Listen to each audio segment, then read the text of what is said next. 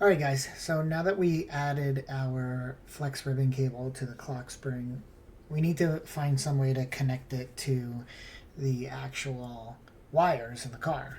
So what I have here is the ClockSpring ribbon cable here. And you'll notice, now that I've zoomed in and you can look closely, we have 1, 2, 3, 4, 5, 6, 7, 8, 9, 10 pins. So there's 10 pins in this flex ribbon cable. And what I have is I have JST connectors that have a 1.25, 1 1/4 pitch. And if I hold this up here gently, you can see that each one of those pins lines up perfectly with the wires inside the ribbon cable. Okay, so what we need to do is we need to get these little filaments exposed. Now what I've done is I've bought this tool. I found it on Reddit. Someone actually suggested it, and it's called a Jank, I think Jank Life. Yeah, Jank, Jangklife, Jank Life. It's a pencil. What I think it's called a pencil grinder, but you know, it's basically a Dremel that's really small and really sensitive. So what we're going to do is we're going to try to grind away a little bit of this cable, just a little on the top, to expose those traces. So I'm going to put this on the lowest setting, and we're going to see what we can do.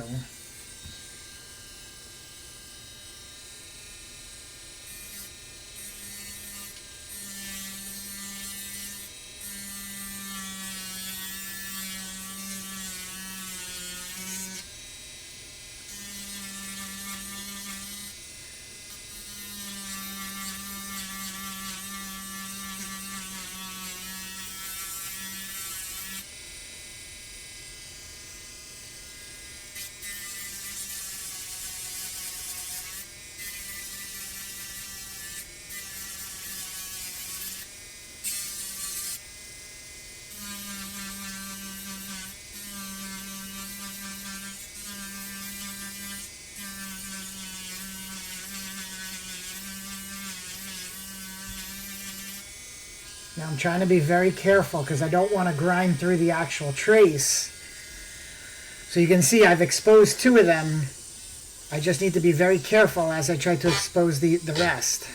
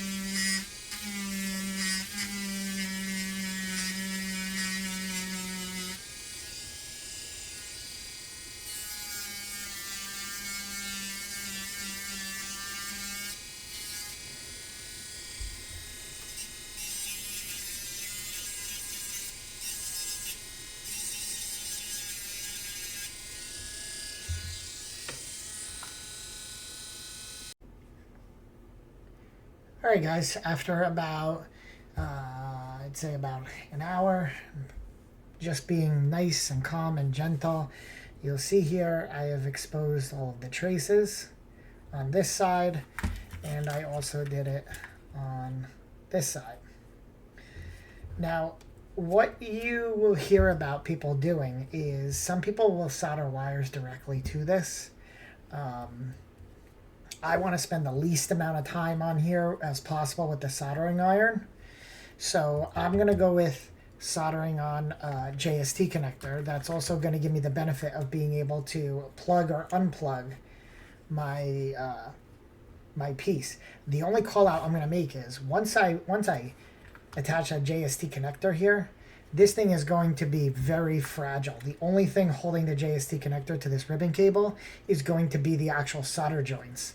So what I may do, and I may show you guys this later, is I may try to mount it. So maybe something like this, or, you know, down here, something like I'll pull this back, I'll mount it directly here like this. I want to try to find some way to keep it from wobbling all over the place. The only catch is if I mount it here, or if I mount it on this side, that becomes a point where I can no longer open the ClockSpring anymore.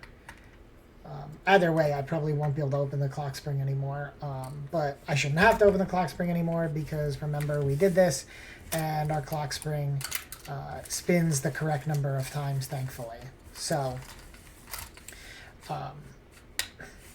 we're going to go ahead and get the soldering iron out, and I'll take you through, I'll try to show you guys how I'm going to add some solder to this one first, and then we will I will maybe show you guys how I do that, how I get the JST connector on at some other time. So let's go through this. So I have my soldering iron over here.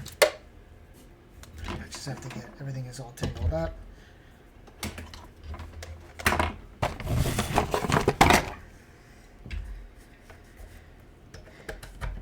So while my soldering iron heats up, I'm going to apply flux to this ribbon cable because, again, I want to spend the least amount of time prepping this. I don't want to melt this. A lot of people online have said that I'm probably going to end up melting it, which, you know, if I do, then I won't exactly be surprised. I will pivot accordingly. So I'm going to take my flux and I'm going to liberally coat each and every one of these traces. Remember, there's 10.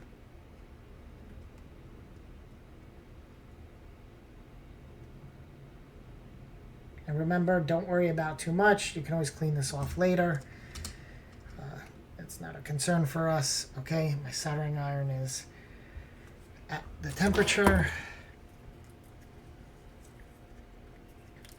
I am going to pre-tin my soldering iron. Let's get that tip nice and clean.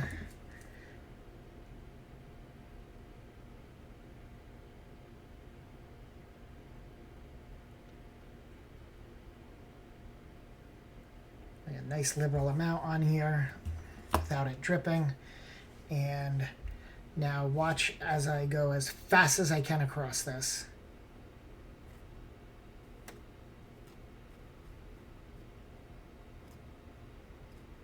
Okay. So just so you know, I could already feel where my finger is holding the cord down. That got hot, and it got hot fast. But if you look closely, you should be able to see that I was successfully able to get solder on every one of those 10 pins. Let me see if I can do a better job of some sort of zooming over here.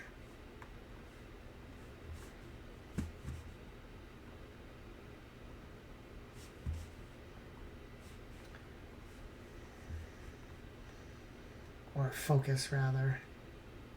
Yep, so you can see there I got all 10 of those pins, you know, nice and solder on each of them.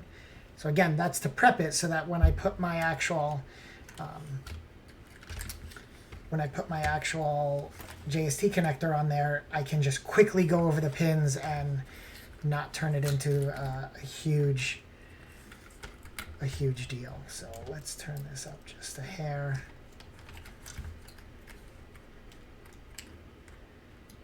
And what I might do is I might hold this down.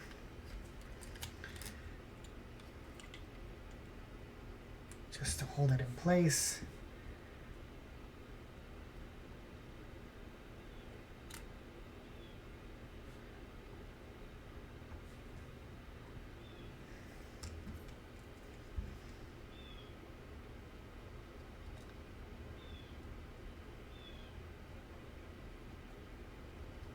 Now, I'm telling you guys, if you do this, take your time. If you don't get all the solder on in one shot, that's all right. You just go back, constantly give your flex cable time to relax, to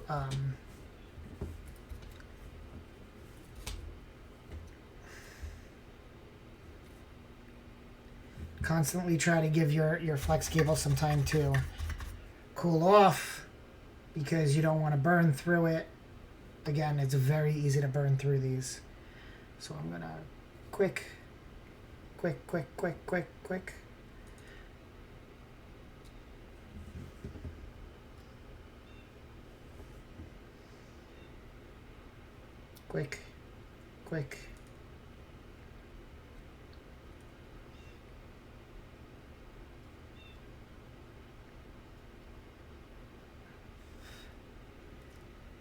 All right, that looks like we have nice solder across all 10 of those pins as well. All right, so now this is where things are going to get a little bit tough. We have to hold our JST connector, and I have to find it because I've already lost 3 of them.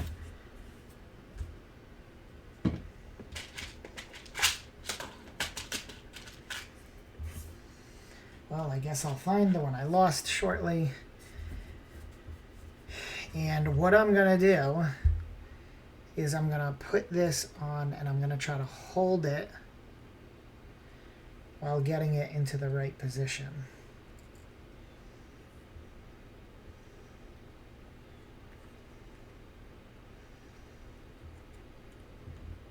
Now remember, see, if you look here, you can see all these pins line up nice. So now the catch is going to be holding one and holding the other, and I have no idea how I'm going to do that. You know what? Let's give this a try. Not sure if it will be a good idea, but may give us a nice, smooth, flat surface to work on. It's probably a terrible idea because this is probably going to melt, but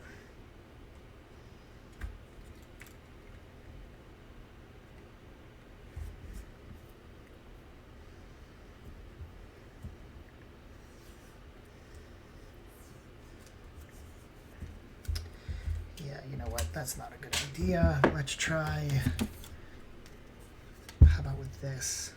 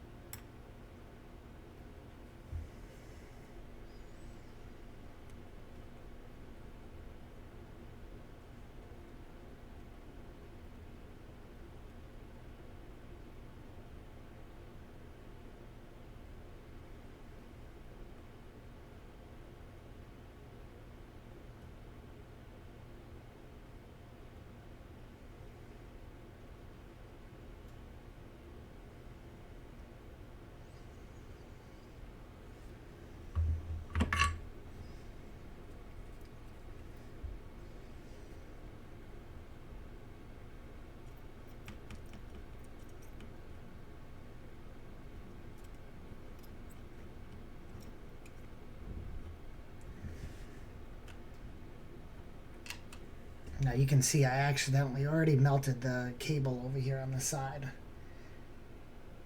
on this edge. So you see how quick this can go awry. Alright, so maybe what I'll do is I will pre-tin these as well.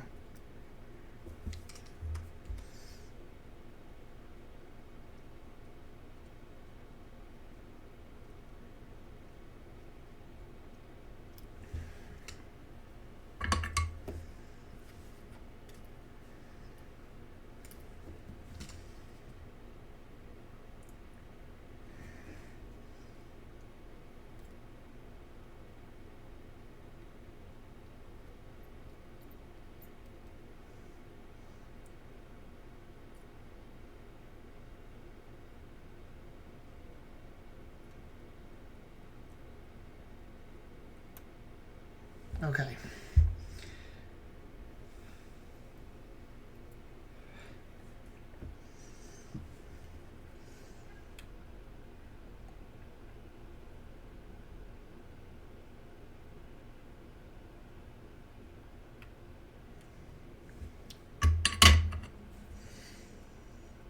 All right, well, you guys get the idea. I'm going to put this under my magnifier, and we'll be back shortly.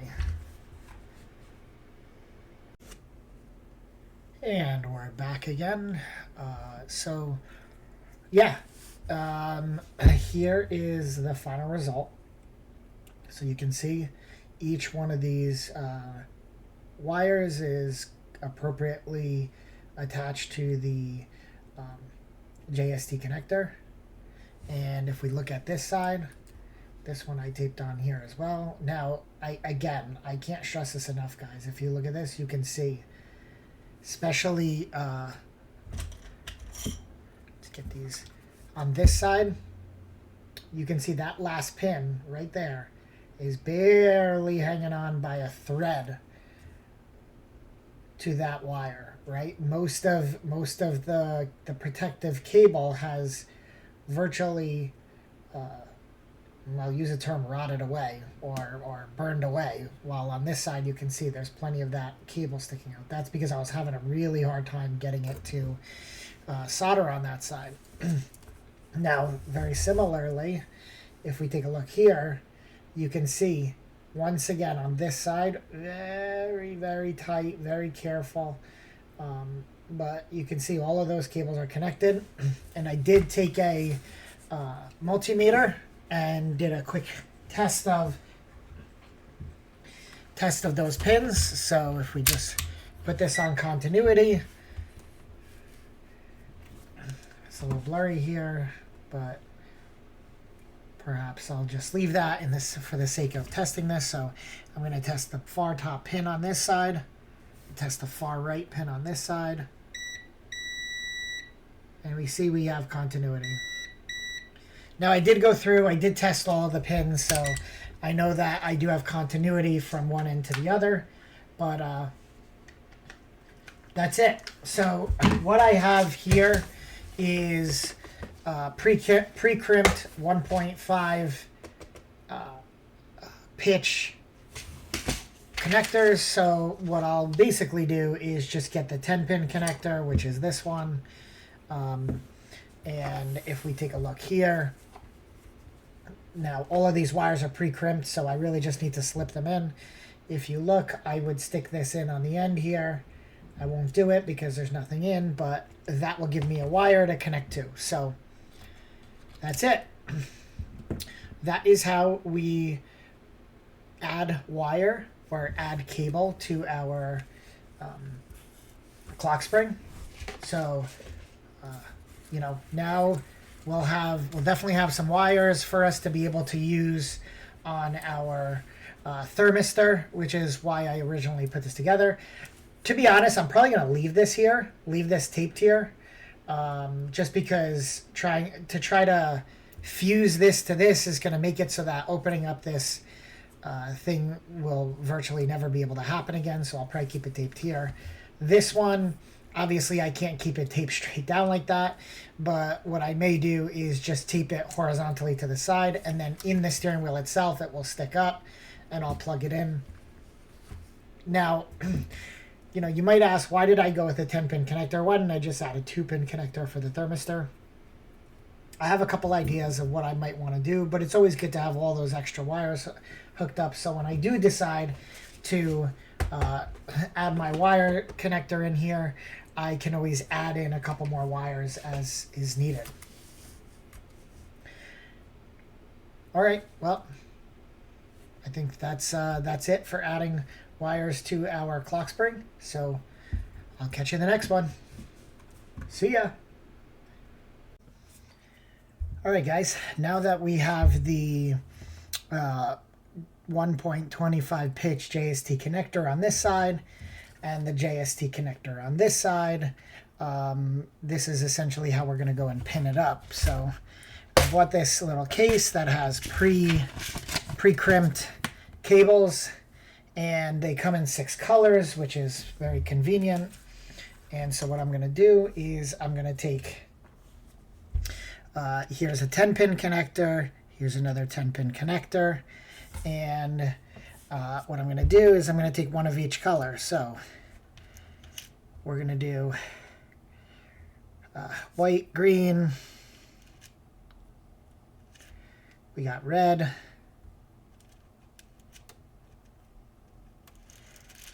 blue,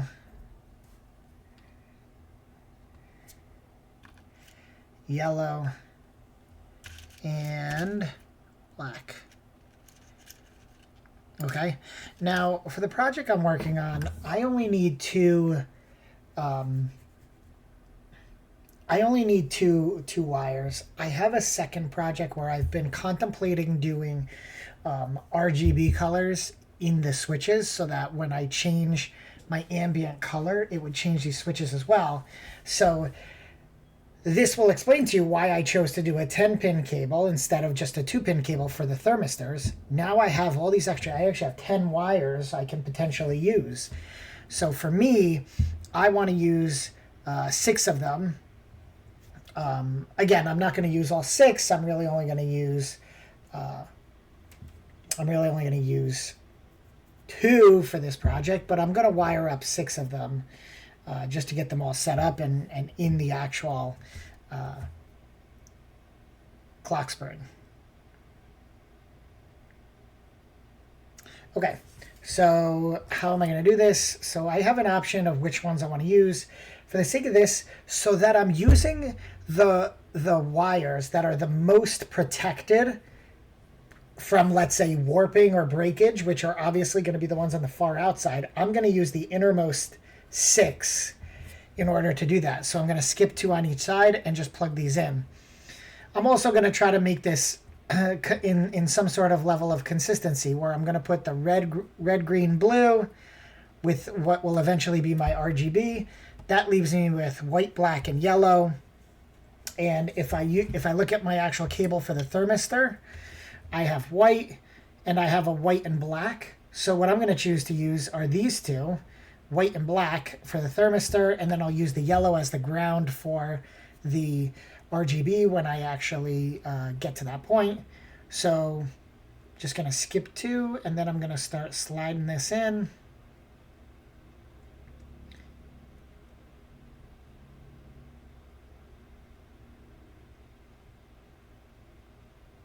Now, in case you guys have never done this, this is not an easy task, so just be very careful because these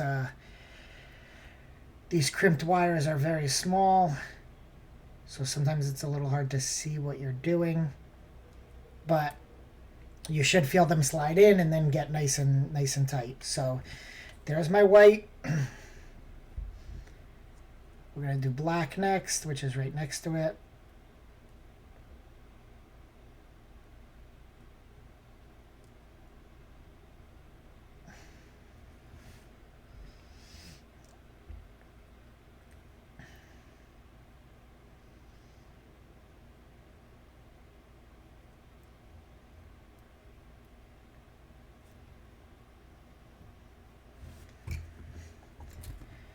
It's always good to have a pair of tweezers here that you can do some sensitive movement of these connectors or these pins. So All right, so I got 2 technically pinned up. Again, if you're not going to do this extra RGB project, now would be a great time to just disconnect, stop at this point. But I'm going to go ahead and do it all.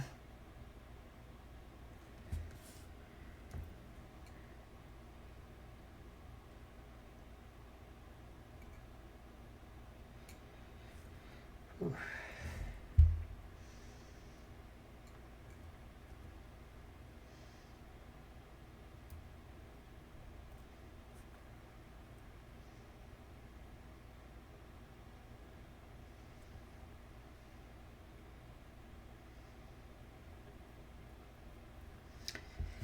All right, that one is struggling, so I'll grab another. Just work smarter, not harder. If you have trouble, you have multiple pieces, multiple wires, just try a second wire just to get it to work.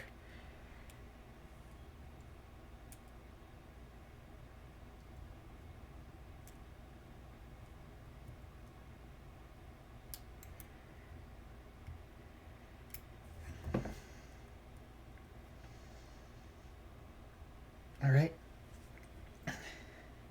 Now I want to do, now this is, I don't remember typically how these are wired up, if it's ground, red, blue, green, red, green, blue. So I'm going to do ground, red, green, blue.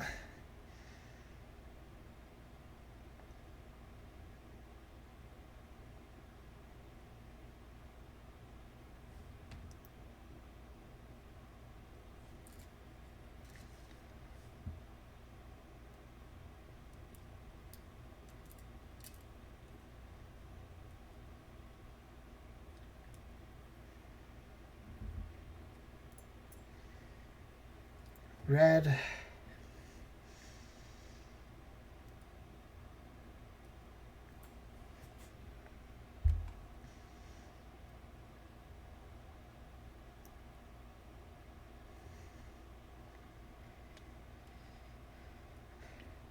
Green, and finally blue.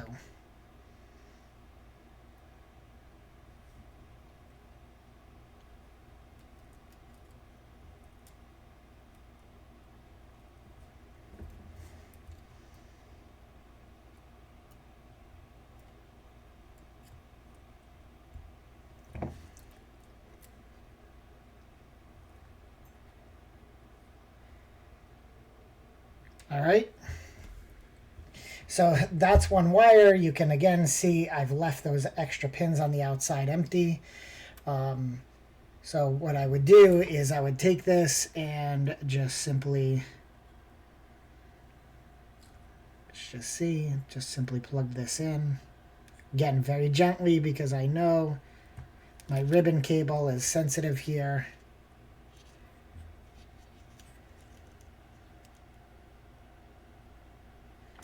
And next up, I will be doing this one here. So I'm going to take that off screen, and then I'll see you guys in a few minutes.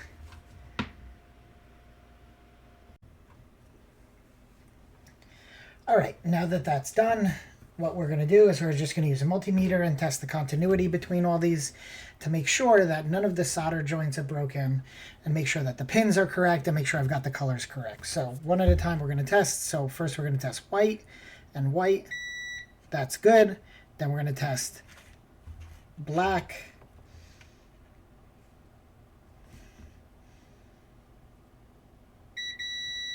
Black is good. Then we're going to test yellow.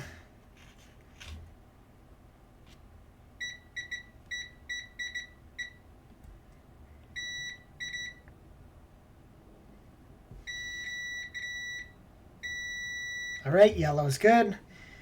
Then we're going to check red.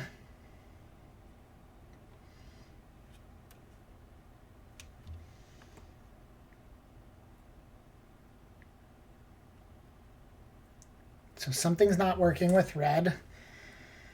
Okay, that's not good. But we'll check green. Green works. And last but not least, we're going to check blue. Blue works. So something is going on with red that's not working. So the first thing I want to do is I'm going to check here. Do I have continuity on this side? 1, 2, 3, 4, 5. Okay, so it definitely works here. Let's just check this one more time. Red. Oh, and red. Okay, so red and red works. So that is what you do to well, you can do it however you want, but that's ultimately how I am going to make it so that my ribbon cables are added. Now, what I'll probably do when this actually gets completed is I'll probably zip tie this to the actual harness here so that there is a little bit of strength here. You know, maybe it'll be like this into that harness. I'm not entirely sure yet, but I don't feel super comfortable with this kind of flopping around. Again, the only thing connecting it is that. Not a big deal to have to fix, but I really just don't want to have to tear it all apart if something goes wrong. This one is pretty solid. You know, it goes directly into the side there. You know, the yellow capped on tape, I will leave that because that's actually a pretty decent way to hold it up against there. But yeah, guys, so that's it. That's the end of adding on a ribbon cable to your ClockSpring. I hope you learned something new, and I'll catch you in the next one. See ya.